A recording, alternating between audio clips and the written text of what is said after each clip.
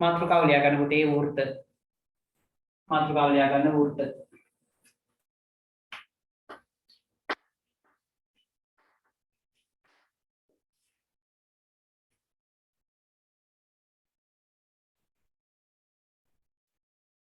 මාතෘකාව ලියා ගන්න වෘත්ත. එතකොට අද පාඩමට කවුරුත් ළඟ කව කට්ටක් තියෙන්න ඕනි කියලා මම කිව්වා වෘත්ත අඳින්න. එතකොට පුතේ කව කටුවට ඔයාලා දාන පැන්සල අනිවාර්යෙන් මෙන්න මේ උසට වඩා අඩු වෙන්න ඕනි. මේ මෙතන තියෙන වලගේ මෙන්න මේ මායිමට වඩා කොට වෙන්න ඕනි. කව කටුව ගොඩක් බුරුල් නම් මෙතන නට් එකෙන් පොඩ්ඩක් අද කරගන්න. කව කටුව දකුණු අතින් අල්ලන කට්ටිය මෙන්න මේ ඇඟිලි දෙකෙන් තමයි කව කටුව අල්ලන්න ඕනි. මේ අනිත් ඇඟිලි තුන නිදහසේ තියෙනවා. මේ අතින් අල්ලන කට්ටිය මේ අතින්. මේ ඇඟිලි දෙකෙන්. හරිද? මේ ඇඟිලි තුන නිදහසේ තියෙනවා. එතකොට අඳිද්දී මෙතනින් තියුවා මෙහෙම සම්පූර්ණ වටයක්ම කරකවන්න පුළුවන් ආකාරයට තියෙනවා. හරිද? මේ ආකාරයට සම්පූර්ණ වටයක්ම කරකවන්න පුළුවන් ආකාරයට තමන්ගේ කව කටුවේ පැන්සල් ගොඩාක් තදට අඳින්න ඕනේ නෑ පුතේ. සාමාන්‍ය ප්‍රමාණයට අඳින්න. ගොඩක් තදට අඳින්න යන්න එපා. හරි? මේ ඒතකොට නිර්මාණ රේඛා පැහැදිලිව හොඳට ලියවෙන පැන්සලක් දාගන්න කොට පැන්සලක්. හරිද? කොට පැන්සලක් නැත්නම් තමන් ළඟ තියෙන දිග පැන්සලෙන් කෑල්ලක් කපලා දාලා තියාගන්න. ඒතර හැම වෙලාවෙම මේ කව කටුවට මේ පැන්සල දාලා තියාගන්න. හරිද? මේ විදිහට අපිට අඳින්න පුළුවන් වෙනවා. හරිද? හරි. වෘත්තයක අපි දන්න වේනකොට දන්න ලක්ෂණ ටිකක් තියෙනවා. අපි යන්නේ ටික ලකුණු කරගමු පුතේ වෘත්තයක් ඇඳලා ඉස්සෙල්ලාම.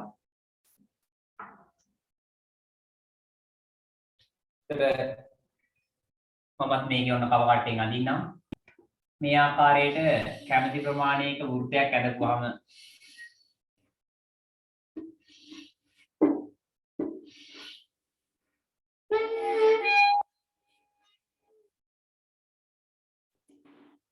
ඔන්න ඇඳ වෘත්තයක්. හරිද?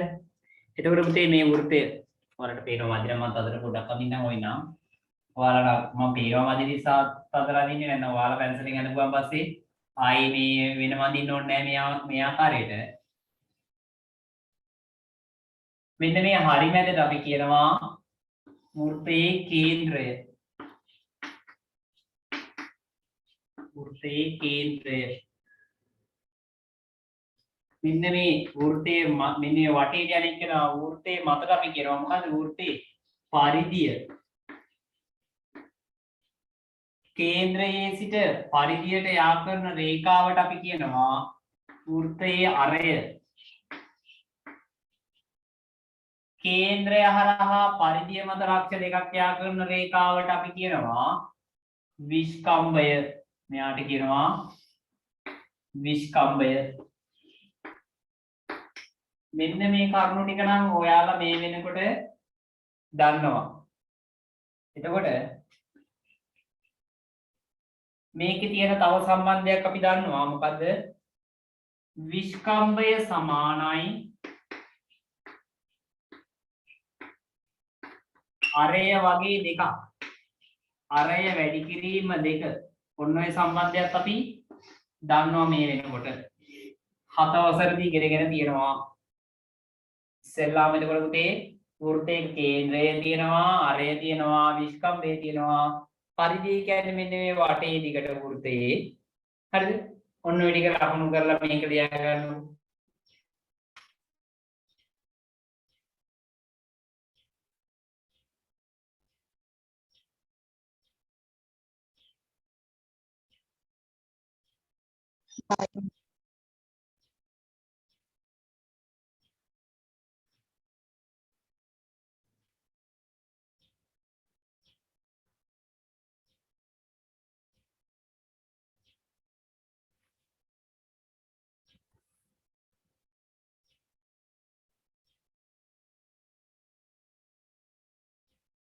අඟහරුවාදා හවස පුතේ ඔයාලගේ අර පළමු වාර විභාගේ පේපර් එක සාකච්ඡා කරනවා ලකුණු ටික පිළිවෙලට කියලා 1 2 3 4 කවුද කියලා පළවෙනි පේපර් එක සාකච්ඡා කරනවා අඟහරුවාදා. පෙබරවාරි මාසේ ඔයාලට ඉස්කෝලේ නිවාඩුත් හම්බ වෙන නිසා අපි පෙබරවාරි මාසය ඇතුළත ඔයාලගේ 8 වසර සිලබස් එක අවසන් කරනවා.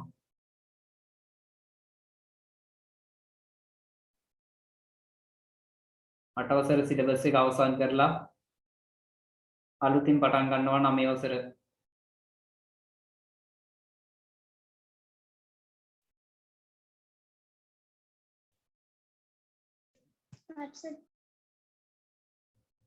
නෑ සර්. හරි පුතේ වෙලාව දෙන්නම් කරන්න. හරි. හරි සර්. හරි. අනිත් අයටත් වෙලා වැද්ද? අද ඔයාලගේ පුතේ පන්ති 7ට විතරක්ම 7ට අවසන් කරනවා. හේතුව අපේ ශිෂ්‍යත්ව විභාගයේ ලියන අපේ පහේ පොඩ්ඩෝ ටිකට 22 ශිෂ්‍යත්ව විභාගයේ තියෙනවා. එතකොට අදින් යාලට අදින් පස්සේ පන්ති කරන්න තහනම් වෙනවා. ඒක නිසා අද හදිස්සියෙම ගණිත ගැටළු සම්මන්ත්‍රණයක් යොදන්න උනා. ඒක නිසා ඔයාලගේ ක්ලාස් එක අද 7ට ඉවර කරනවා. 7ට ඉවර කළා 7 ඉඳන් 9 වෙනකන් යාලට කරනවා. ඒ වගේම අලුත් 6 වසර දැන් ඉන්න 5 වසර ශිෂ්‍යත්ව ලියන අයට 27 වෙනිදාම පටන් ගන්නවා ඔන්ලයින් හා හෝල් ක්ලාස් දෙකම. හෝල් ක්ලාස් සම්බන්ධ වෙන අයට මෙතෙන්ට එන්න කියන්නේ ඒ අයට ෆයිල් කවර් එකකුත් එක්කන් අපේ පළවෙනි පාඩමට අදාළ ටියුට් එක ඒ ටික ලබා දෙනවා නොමිලේ. ඔන්ලයින් තියෙන කට්ටියටත් ටියුට් එක ගෙවල් වලට ලැබෙන්න සලස්වනවා. බ්‍රහස්පතින්දා හවස 5:30ට. ඔව් කියනෝනේ අපේ ළඟ මොකද උදේ අපේ ළඟදී මේ මාර්තු මාසේ විභාගේ තියෙන මොනවද පේපර් කරන්නවද? ඔව් පුතේ දැන් ඔයාලට දෙවෙනි වාර විභාගයට අදාළ පේපර් එකක් කරනවා. ඊළඟට තුන්වෙනි වාර විභාගයට අදාළ පාඩම් ටික තව පාඩම් කීපයයි තියෙන්නේ. ඒ පාඩම් ටික පෙබරවාරි මාසය ඇතුළත ඉවර කරලා අපි ඉන්නේ දැන් 23 වෙනි පාඩමේ. ඒතකොට තව පාඩම් 7යි තියෙන්නේ. පෙබරවාරි මාසයේ අපි දවස් 10ක් කරගත්තොත් 7 වසර ඉවර කරන්න පුළුවන් අපිට. ඒක 8 වසර ඉවර කරන්න පුළුවන්. එතකොට මාර්තු වල අපිට මාර්තු වල ඔයාලට මම 9 අවසර පටන් ගත්තත් සතියකට එක සැරයක් ඔයාලට 8 වසර රිවිෂන් එකක් විදිහට එක දවසක පේපර් එකක් සාකච්ඡා කරනවා. දිගටම. ඒකට එක දවසක පාඩම ගන්නවා, එක දවසක පේපර් එකක් සාකච්ඡා කරනවා. මේක හරි නේද? හරි සර්. පුතේ එතකොට වෘත්තයක කේන්ද්‍රය හොයාගන්න පොඩි ප්‍රැක්ටිකල් එකක් කියා දීලා තියෙනවා. කොහොමද කේන්ද්‍රය හොයාගන්නේ? කියන්නේ. දන්නේ කෙනෙක් ඉන්නවනම් කියන්න වැරදුනාට කමක් නැහැ. තමන් ළඟ තියෙන අදහස් කියන්නේ වෘත්තයක කේන්ද්‍රය හොයාගන්න කරන එකදී අපි. හිතන්නකෝ වෘත්තයක් දීලා කේන්ද්‍රය අහනවා අපි. අපි කොහොමද හොයාගන්නේ?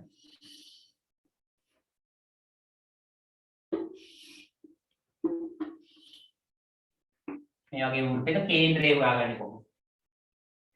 ඔයාලට මතකද සමමිතික අක්ෂ කියලා දෙයක්? සමමිතික අක්ෂ හරියටම මේ රූපේ දෙකට මැදින් බෙදෙනවා. ඒ කියන්නේ එකිනෙක සමපාත වෙන්න එක මත එක හිටින්න මෙන්න මේ ආකාරයට නමන්න පුළුවන් නම් අඩුම කී වතාවක් නමන්න ඕනේ කේන්ද්‍රය හොයාගන්න? දෙවතාවක් නමන්න ඕනි. එතකොට වෘත්තයකට සමමිතික අක්ෂ කීයක් තියෙනවද? අම්මේ කීයද පුතේ? ගණන් කරන්න පුළුවන්ද මෙච්චරයි කියලා? ගණන් කරන්න බෑ පුතේ. වෘත්තයක කේන්ද්‍රය හොයාගන්න නම් අඩුම වෘත්තය දෙපාරක් නමන්න ඕනි. වෘත්තයේ සමමිතික අක්ෂ දෙකක්. සමමිතික අක්ෂ දෙක ඡේදනය වෙන තැන තමයි වෘත්තයේ කේන්ද්‍රය වන්නේ. එතකොට සමමිතික අක්ෂයේ දිගෙන් ගන්න පුළුවන් කවුද? වෘත්තයේ විස්කම්භය. එතකොට වෘත්තයකට සමමිතික අක්ෂ විශාල ප්‍රමාණයක් අදින්න පුළුවන් පුතේ. ඒක අපිට ගණන් කරන්න බෑ. ඒක නිසා අපි කියනවා වෘත්තයකට සමමිතික අක්ෂ විශාල අනන්ත සංඛ්‍යාවක් තියෙනවා කියලා. අනන්තයක්. ගාන කියන්න බැරි නම් අපි යාට කියනවා අනන්තයක් කියලා. පොඩි අනුමානිකාවක් දාගන්න. වෘත්තයක සමමිතික අක්ෂ වෘත්තයක සමමිතික අක්ෂ වෘත්තයක සමමිතික අක්ෂ කියලා දාලා මේ රූප සලහන අඳින්න.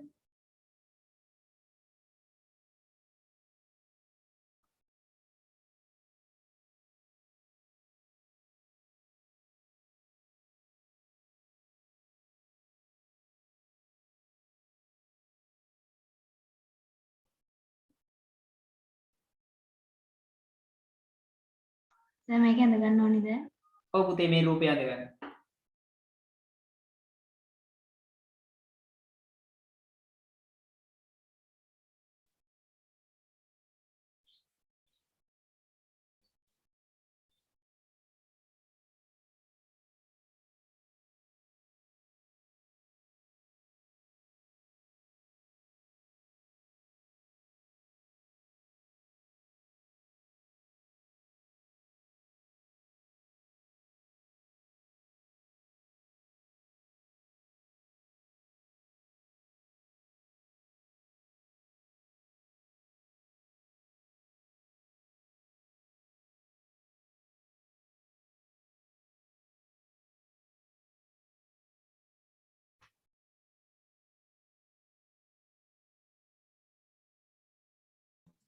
අන්න සර්. හරි. යටින් ලියන්න පුතේ මේ විදිහට. තර ලකුණු දාලා ලියන්න මේ කරුණු ටික. පළවෙනි තර ලකුණ. වෘත්තයකට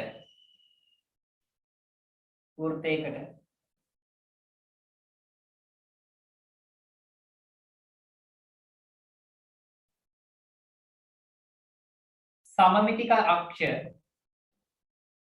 නැත්නම් සමමිතික රේඛා කියලා කිව්වත් කවුද? වෘත්තයකට සමමිතික රේඛා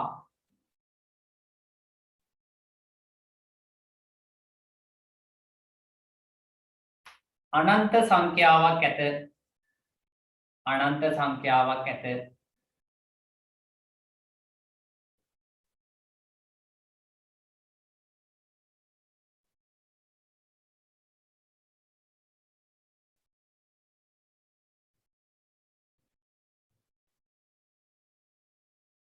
ඊළඟ තර ලකුණ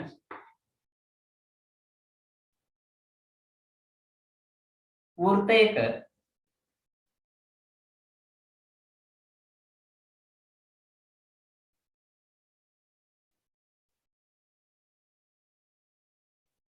සමමිතික රේඛාවේ දිගින් වෘත්තයක සමමිතික රේඛාවේ දිගින්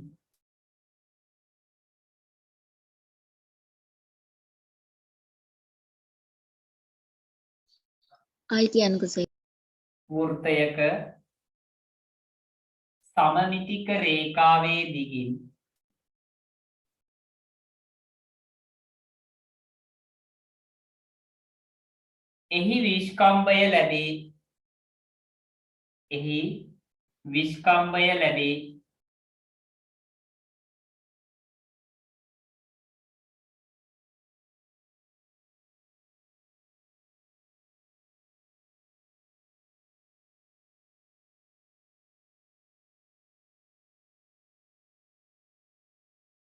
ඊළඟ තර ලකුණ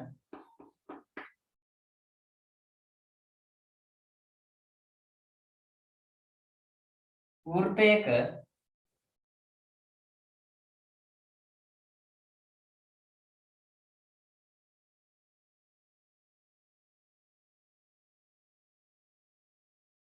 සමමිතික රේඛා ඡේදනය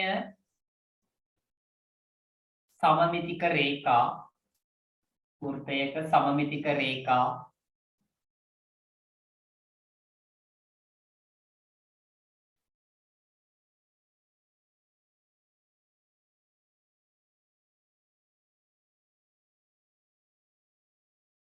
ඡේදනය වන ලක්ෂය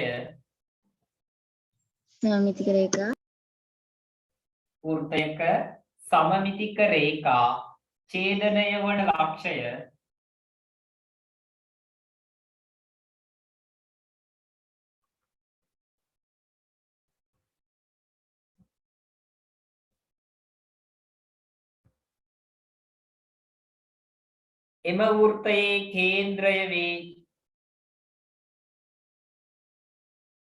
එම වෘත්තයේ කේන්ද්‍රය වේ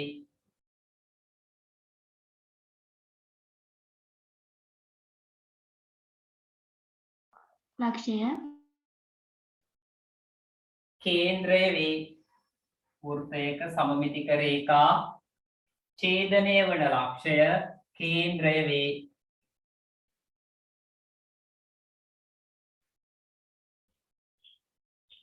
ඊළඟ අඩු මාතෘකාව දාගන්න පුතේ වෘත්තයක ජාය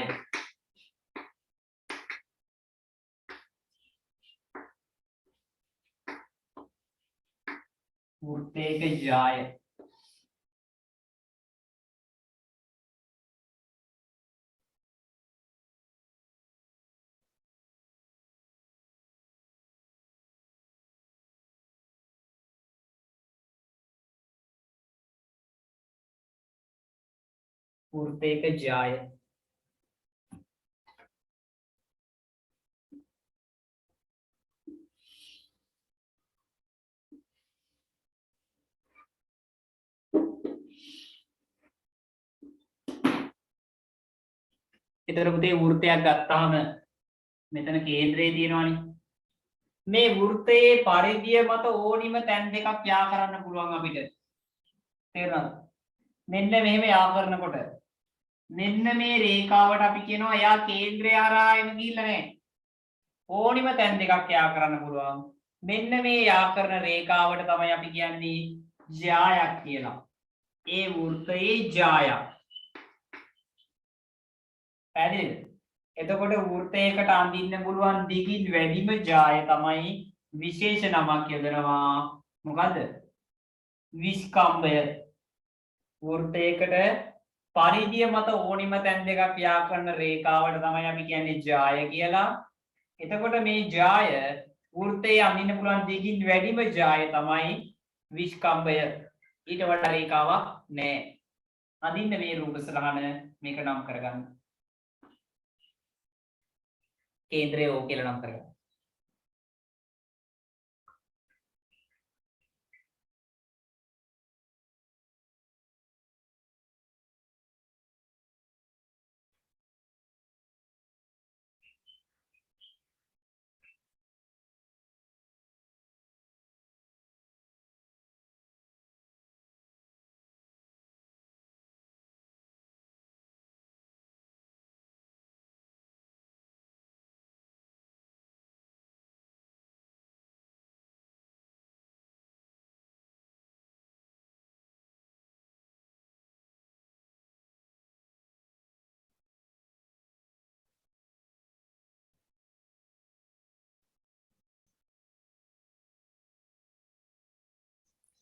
ඇඳලා ඉවර නම් හරි කියලා කියන්න. හරි සර්. හරි. යටින් ලියන්න මෙහෙ විදිහට පුතේ වෘත්තයක ජායයටතේ වෘත්තයක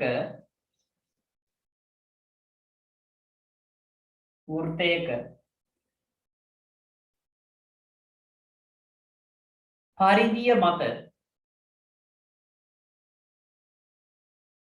වෘත්තයක පරිධිය මත ඕනෑම ලක්ෂ දෙකක්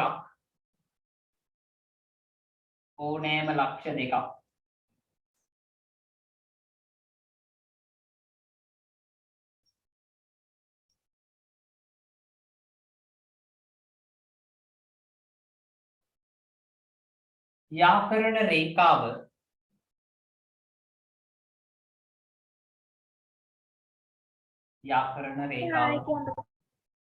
වෘත්තයක පරිධිය මත ඕනෑම ලක්ෂ දෙකක් යා කරන රේඛාව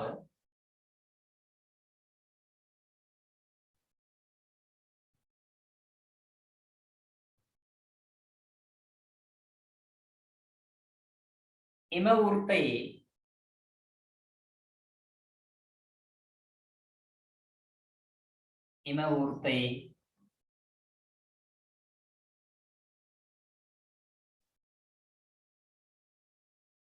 ජායක් ලෙස හඳුන්වයි. එම වෘත්තයේ සර් ආයි කියන්න පුළුවන්ද? හරි පුතේ. වෘත්තයක පරිධිය මත ඕනෑම ලක්ෂ දෙකක්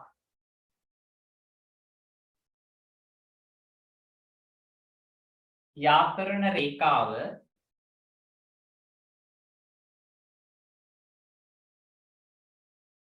එම වෘත්තයේ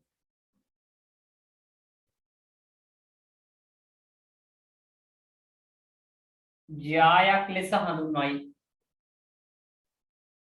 එම වෘත්තයේ ජායක් ලෙස හඳුන්වයි.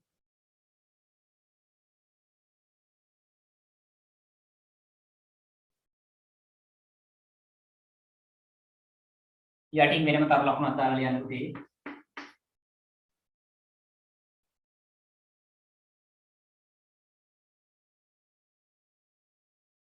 වෘත්තයක ඇති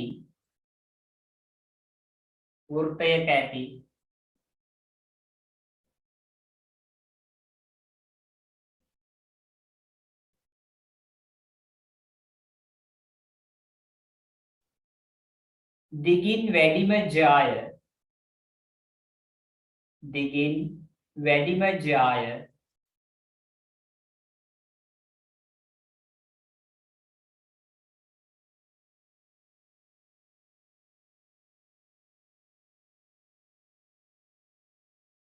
විස්කම්බය ලෙස හඳුන්වයි. විස්කම්බය ලෙස හඳුන්වයි.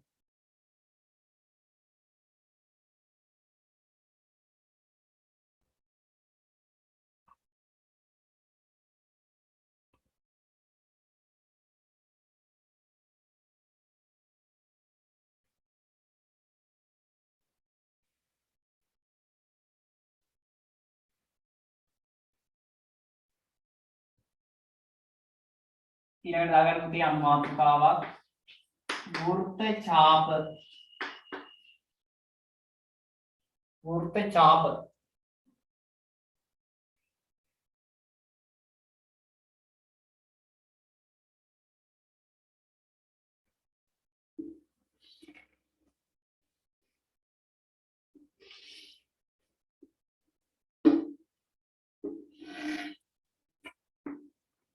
වෘත්තයක් ගත්තාම පුතේ මේ තියෙන වෘත්තයේ පරිධියනේ මේ වටේ දිගට කියනවා වෘත්තයේ මත මෙන්න මෙයාට කියනවා වෘත්තයේ පරිධිය.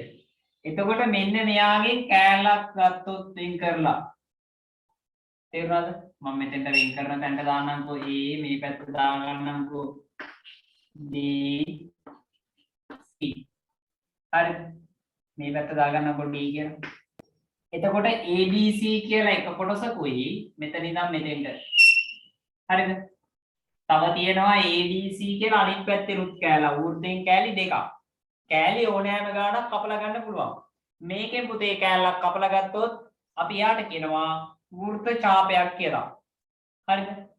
එතකොට මෙයාගේ මෙන්න මේ කොටස පුතේ විස්කම්බය වෙලා නැහැ නේද? මේ විස්කම්බය හරහා ගිහිල්ලා නැහැ නේ AC. තේරුණාද? එහෙන් බැලුවොත් එහෙම මේ වෘත්තය හරියටම දෙකට මැදින් බෙදලා නැහැ නේද? මේ කෑල්ල ABC කෑල්ල චූටි මේ කෑල්ල ලොකුයි. එතකොට අපි චූටි කෑල්ලට කියනවා ABC සුළු ඡාපය කියලා. ABC සුළු ඡාපය. මේ තියෙන්නේ. හරිද? ABC සුළු ඡාපය. මේ පැත්තෙන් තියෙන විශාල පැත්ත පුතේ. මේ පැත්තෙන් තියෙන විශාල පැත්ත. එතකොට ADC මහා ඡාපය. වෘත්තයේ කියනකොට ඡාපයක් කියන්නේ පරිධියෙන් කොටසක්. වෘත්තයේ මේ අදපු වටේ රවුමින් කෑල්ලක් කපලා ගත්තොත් චූටි එක්කෙනෙක් ගත්තොත් එයාට අපි කියනවා සුළු ඡාපය. විශාල එක්කෙනෙක් ගත්තොත් එයාට කියනවා මහා ඡාපය. පුතේ සමාන වෙන්න ගත්තොත් සුළුවත් මහවත් වෙන්නේ නැහැ. ඒක උතර මතක තියාගන්න. ඇඳ ගන්න රූප සරහන.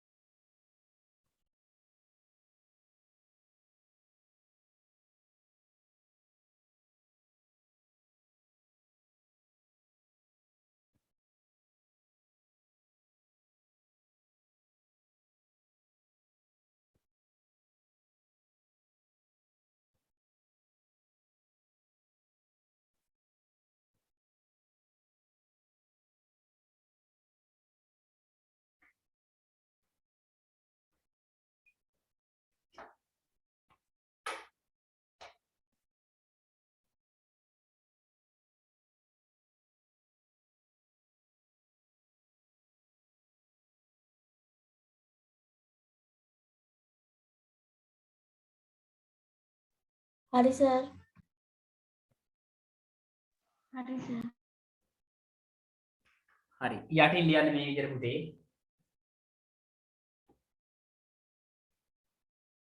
වෘත්තයක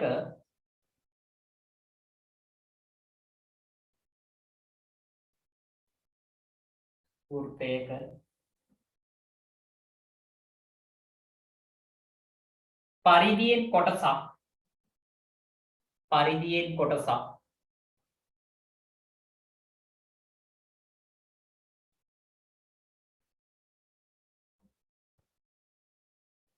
වෘත්ත ඡාපයක් ලෙස හඳුන්වයි.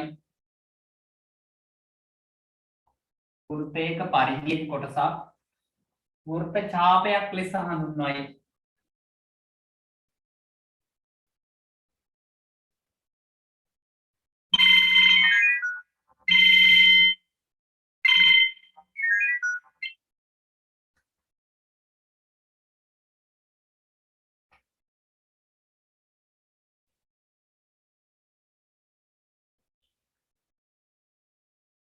ඊළඟට ලියා ගන්න පුතේ වෘත්ත ඛණ්ඩය.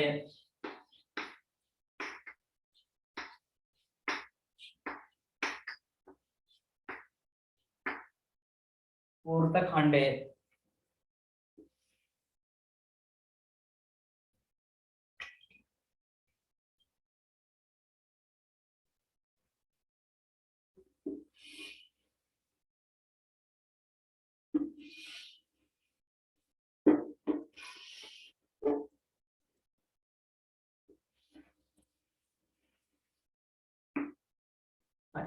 වෘත්තයක් ගත්තාම පුතේ මෙන්න මේ වෘත්තයේ අපි අඳිනවා ඕනිම ජායක්. ඕනිම තැනකින් අඳින්න පුළුවන් ජායක්. හරිද? එතකොට මේ වෘත්තේ කොටස් දෙකකට බෙදෙනවා. තේරුණාද? වෘත්තේ කොටස් දෙකකට බෙදෙනවා. එතකොට කොටස් දෙකකට බෙදෙන්නේ මොකෙන්ද? එකක් වෘත්තේ ජාය, අනිත් එක මොකද්ද? වෘත්තය ඡාපය. තේරුණාද? එතකොට වෘත්ත ජායකින් හා වෘත්ත ඡාපයකින් වෘත්තයක ජායකුයි වෘත්ත ඡාපයකිනුයි මෙන්න මේ විදිහට තියෙන මෙන්න මේ කොටසට අපි කියනවා වෘත්ත ඛණ්ඩයක්. එතකොට වෘත්තයක ජායක් ඇදපුවාම වෘත්තයේ වෘත්ත ඛණ්ඩ කීයකට බෙදෙනවද? උඩින් එකක් තියෙනවා යටිනුත් තියෙන වෘත්ත ඛණ්ඩයක් නෙවෙයිද? මේ අතද? මේ තියෙන්නේ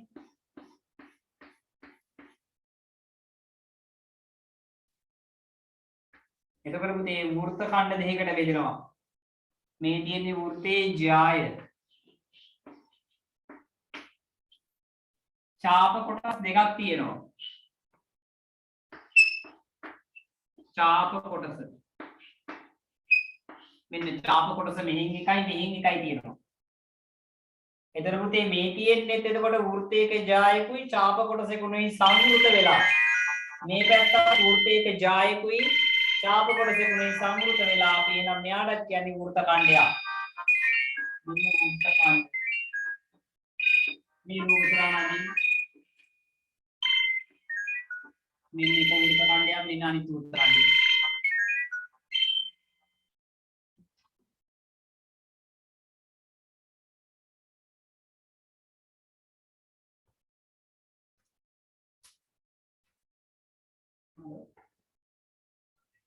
हाँ हो गया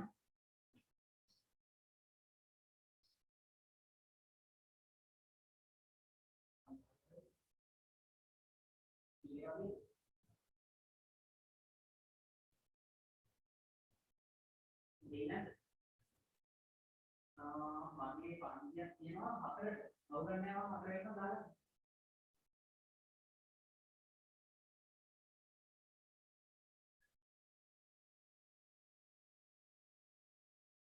ඕ එන්නුවා මට මේ ආයිඩි තියෙන්නේ මට වෙන දවසක් නැහැ නේ කරන්න හතරට ඒ ළමයින්ට වෙනස් දවසක් නැහැ වෙනස් කරන්න ඕ හතරේ ළමයින්ට විතරයි ඉන්නේ කයි තිබුණේ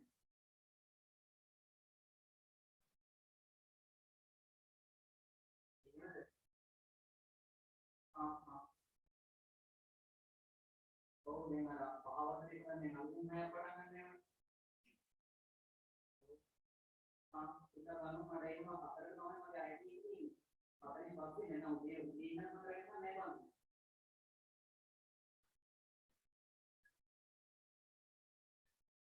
ඔව්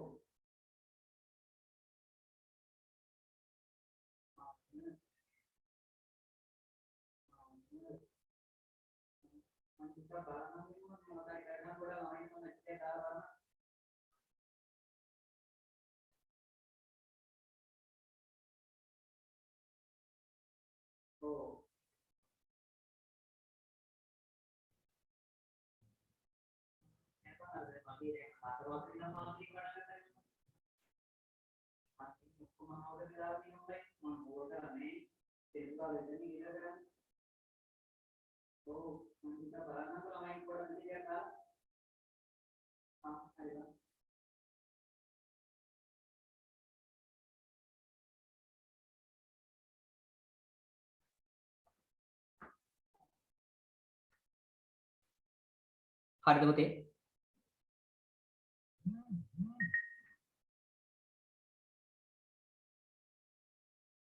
හරිද?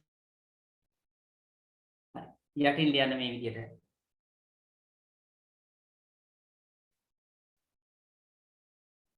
ජායකින් හා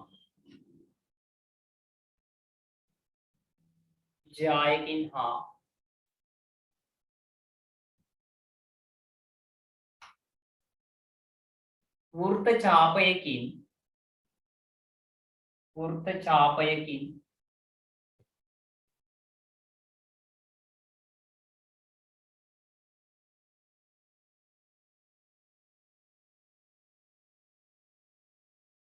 සංවෘත වූ කොටසක්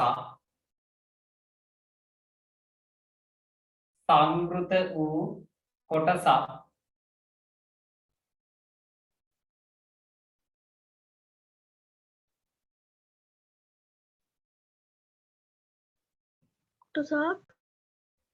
වෘත්ත ජායකින් හා වෘත්ත ඡාපයකින් සංවෘත වූ කොටසක්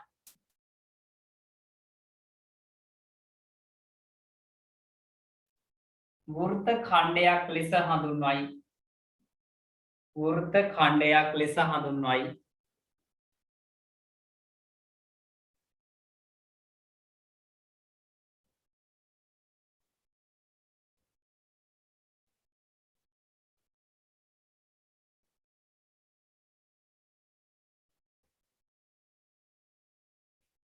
එතකොට පුතේ වෘත්ත ඛණ්ඩවල මෙන්න මෙහෙම දෙයක් වෙනවා. ජායකිනුයි ඡාප කොටසෙකුනුයි සංවෘත වෙලා අර්ධ වෘත්ත තියෙන්නත් පුළුවන්. ඒ කියන්නේ වෘත්තයක භාගයක් තියෙන්නත් පුළුවන්. එහෙම වුණොත් පුතේ දෙපැත්තේ කොටස් දෙක එක සමානයි.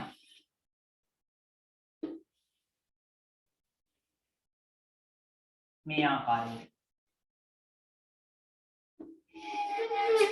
දැන් මේ විදිහට වෘත්තයක් ගත්තාම මේකේ පුතේ හරියටම තියෙන්න පුළුවන් මෙහෙම කේන්ද්‍රය තියෙනවා නම්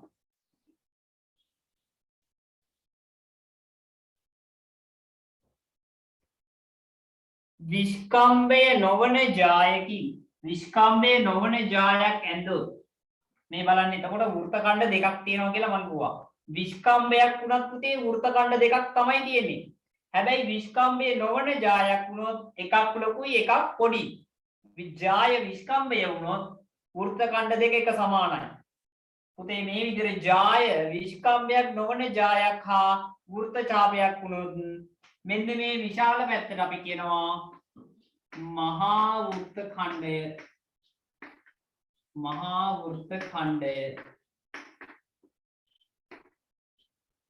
කුඩා කොටසට අපි කියනවා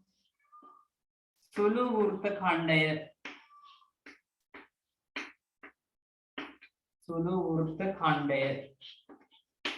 ඔන්න කියන නම් දෙක වෘත්ත ඛණ්ඩ වර්ග දෙකකට බෙදන්න පුළුවන්. ඒ බෙදන්න පුළුවන් පුතේ ජාය විස්කම්භය වුණ නැත්නම්.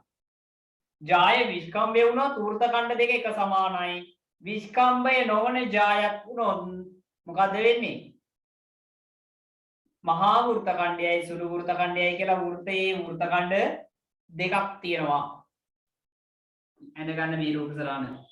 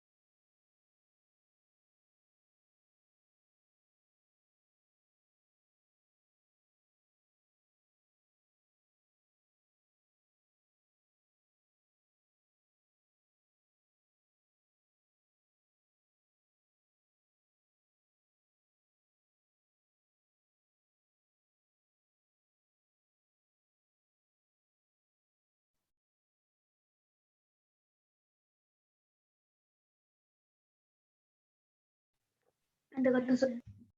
හරි යටි ලියන්න පුතේ මේ විදිහට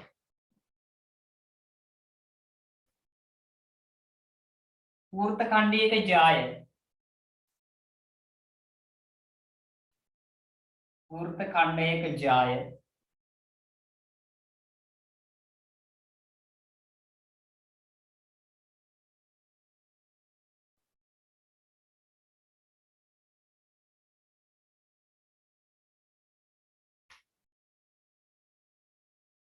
විස්කම්භය නො වූ විට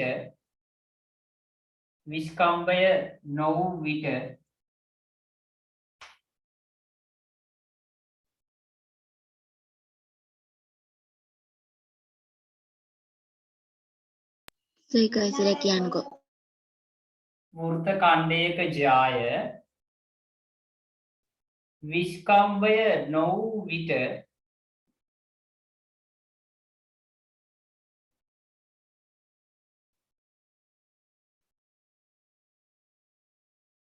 වෘත්තයක වෘත්තයක ජයය විස්කම්භය නො වූ විට වෘත්ත ඛණ්ඩයක උදේ වෘත්ත ඛණ්ඩයක ජාය විස්කම්භය නො වූ විට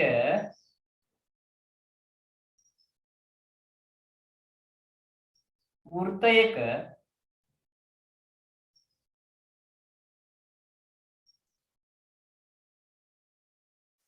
විස්කම්බේ නො වූ විට විස්කම්භය නො වූ විට වෘත්තයක වෘත්ත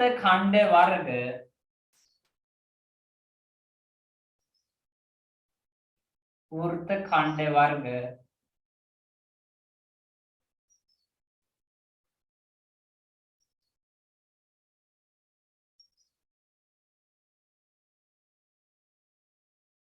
දෙකකි වෘත්ත ඛණ්ඩ වර්ග දෙකකි අංක 1 මහා වෘත්ත ඛණ්ඩය අංක 2 සුළු වෘත්ත ඛණ්ඩය කියලා ලියා ගන්න. අංක 1 මහා වෘත්ත ඛණ්ඩය අංක 2 සුළු වෘත්ත ඛණ්ඩය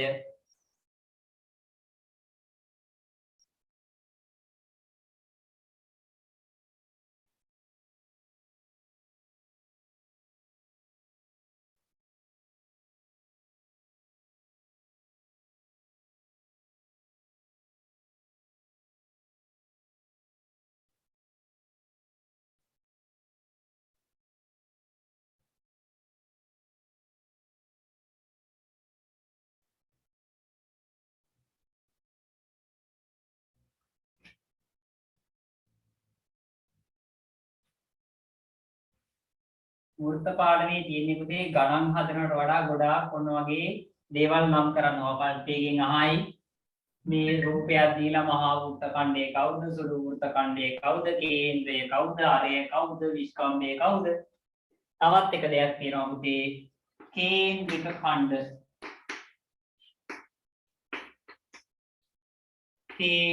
ඛණ්ඩ අනුමාතිකාව දාගන්න කේන්ද්‍රික ඛණ්ඩ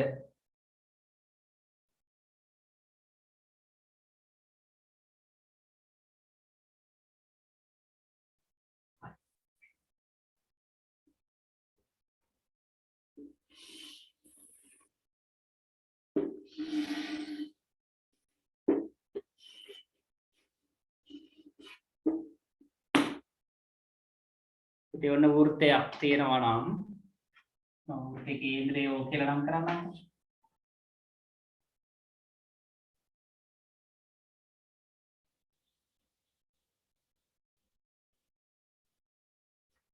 එතකොට මේ පුතේ මේ වෘත්තේ මම අරයන් දෙකක් යා කරනවා. මේ බලන්න එක ආරයක් මෙන්න තව ආරයක්. හරි. එතකොට ඔයාලට පේනවා වෘත්තේ නැවත කොටස් දෙකකට බෙදලා තියෙනවා. නේද? මේ පැත්ත එකක් මේ පැත්ත එකක්. ඒ බෙදලා තියෙන්නේ කොහොමද? මෙන්න එක ආරයක් මෙන්න එක ආරයක්. වෘත්තයේ අරයන් දෙකක් තියෙනවා. අරයන් දෙකයි මේ තියෙන්නේ මොකද්ද? මෙයාට කියනවා චාප දිග කියලා. චාප කොටස. මේ පැත්ත චාප කොටස. අරයන් දෙකයි චාප කොටසකනුයි සංවෘත වෙච්ච කොටසකට අපි කියනවා පුතේ කේන්ද්‍රික ඛණ්ඩයක් කියලා. එතකොට මේකේ පුතේ කේන්ද්‍රික ඛණ්ඩ දෙකක් තියෙනවා දෙපැත්තෙන් දැක ගන්න. තේරුණාද? මෙන්න මේක එක කේන්ද්‍රික ඛණ්ඩයක්. තේරුණාද? මේ තියෙන එක කේන්ද්‍රික ඛණ්ඩයක්. මම ඒක පාඩ කරා. හරි. මේ තියෙන එක කේන්ද්‍රික ඛණ්ඩයක්. හරි. මේ තියෙන අනිත් කේන්ද්‍රික ඛණ්ඩය. ඔන්න කේන්ද්‍රික ඛණ්ඩ. අරයන් දෙකයි චාප කොටසකින් මේ සමාන්විත වෙලා තියෙන්නේ. ඔන්න එක කේන්ද්‍රික ඛණ්ඩයක් මෙන්න අනිත් කේන්ද්‍රික ඛණ්ඩය. අදින්න ඉස්සෙල්ලාම රූපේ.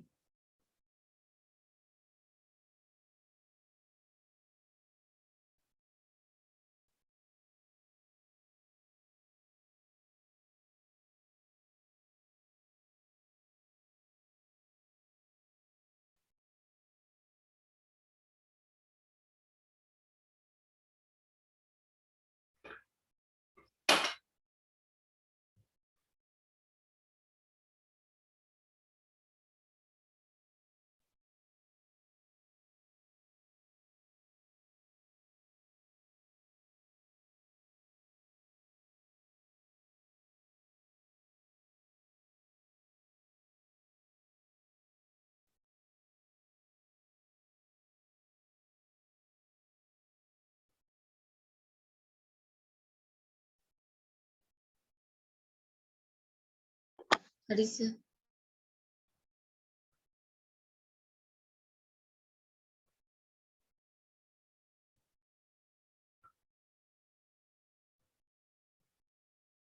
යටින් ලියන්න හරි මේ සර්. විදිහට පුතේ. මේ විදිහට යටින් ලියන්න විස්තරයක්. අරයන් දෙකකින් හා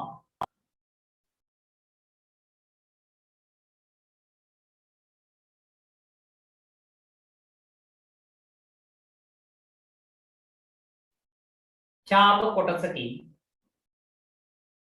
අරයන් දෙකකින් හා චාප කොටසකින්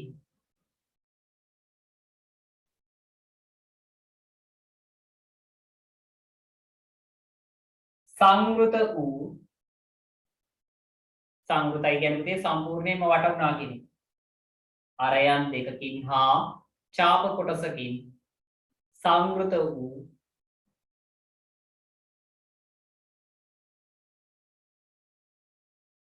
කොටසක්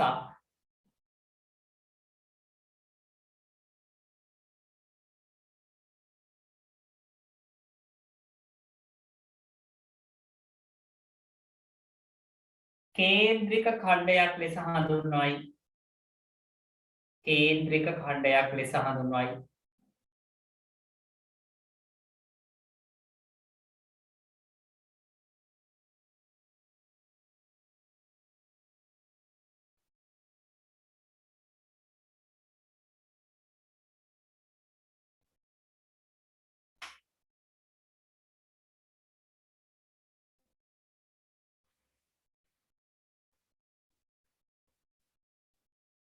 එතකොට පුතේ කේන්ද්‍රික ඛණ්ඩ ආකාර දෙකකින් කියවනේ නේද?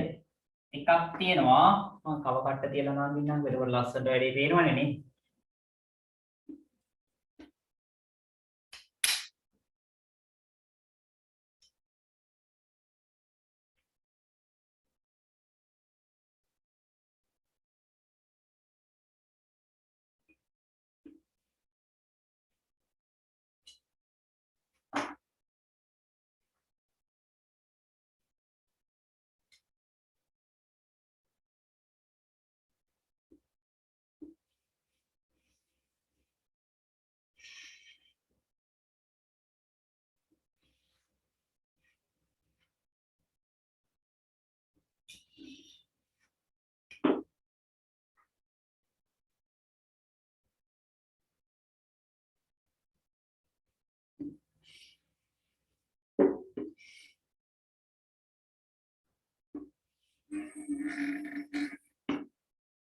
එතකොට පුතේ මෙන්න මේවනේ දැන් අපි දන්නවා මෙයාගේ මෙන්න මේ විදිහට එක පොඩි කේන්ද්‍රයක් ගන්න. ඒක කේන්ද්‍රික ඛණ්ඩයක් ගන්න පුළුවන්. හරි. ඒ වගේම තවත් කේන්ද්‍රික ඛණ්ඩයක් ගන්න පුළුවන් මේ විදිහට. එතකොට මම ওই දෙක කොටස් දෙක විදිහට පැහැදිලිව වෙන් කරලා දෙන්නකො දැන්. ඔන්න ඔය ආකාරයෙන් වෘත්තයක කේන්ද්‍රික ඛණ්ඩ දෙක වෙන් වෙන්නේ. මෙයා O මම මෙයාව A B. ඔය විදිහට නම් කරන්නම්. එතකොට පුතේ මෙයාගේ ඇතුලෙන් තියෙන මෙන්න මෙයාට කියනවා කේන්ද්‍ර කෝණය. කේන්ද්‍රයේ ගාව හදලා තියෙන මෙයාට කියනවා කේන්ද්‍ර කෝණය. එතකොට මෙයාගේ කේන්ද්‍ර කෝණය කවුද? මෙන්න මෙයා. ඒ දෙන්න හඳුන්වන්නේ කේන්ද්‍ර කෝණය.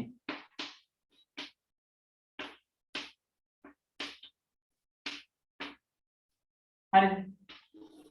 මේ තියෙන්නේ මෙයාගේ, මේ තියෙන්නේ මෙයාගේ. හැබැයි කෝණ දෙක නම් කරද්දී මෙතනක් තියෙන්නේ AOB මෙතනක් තියෙන්නේ AOB. ඒතර පුතේ මේ කෝණය නම් කරන්නේ AOB කෝණය කියලා නිකම්. AOB කෝණය කියලා යාගේ නම් කරන්නේ. මෙයා පුතේ මොන කෝණයක්ද? පරාවර්ත කෝණයක්. මෙයා නම් කරන්නේ පරාවර්ත AOB කෝණය.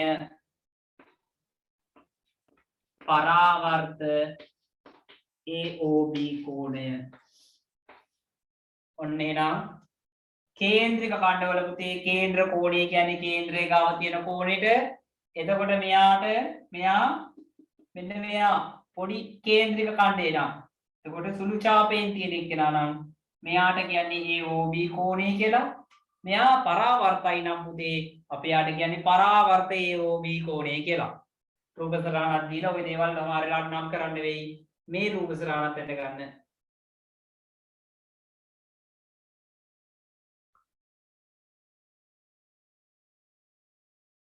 සර් දින්න ඕනේද? ඔව් පුතේ මේ රූප සරණ දෙක ඇඳලා මේක නම් කරගන්න.